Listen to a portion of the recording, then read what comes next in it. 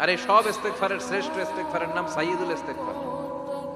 যত ইস্তেগফার হতে পারে এর মধ্যে সবচেয়ে শ্রেষ্ঠতম ইস্তেগফার নাম কি? কথা কন।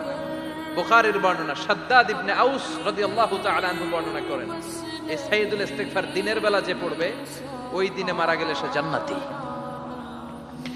এই সাইয়্যিদুল ইস্তেগফার রাতের বেলা যে পড়বে ওই রাতে যদি ইন্তেকাল হয় ওই লোকটা জান্নাতি। মুখস্থ আছে না? কার কার মুখস্থ হাত তুলেন। মাশাআল্লাহ, তাবারাকাল্লাহ, মাশাআল্লাহ, মাশাআল্লাহ।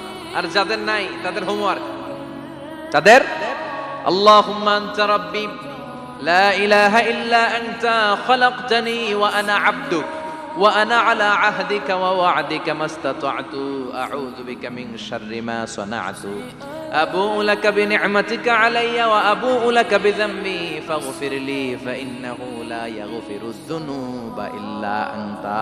সুবহানাল্লাহ পড়েন। আজকে রাতে পড়ছেন, মারা গেলে জান্নাতি। চিল্লায় পড়েন না আল্লাহু আকবার। এজন্য বিশ্বনবী বলেন, আমার আগের গুনাহ মাফ, পরের গুনাহ মাফ, তারপরেও প্রতিদিন আমি 70 বার তওবা ইস্তেগফার পড়ি। আজকে থেকে পড়তে রাজি আছেন তো? বেশি বেশি ইস্তেগফার পড়া যাবে না? একটু প্রাণ খুলে দিল খুলে আওয়াজ করে পড়েন তো আস্তাগফিরুল্লাহ।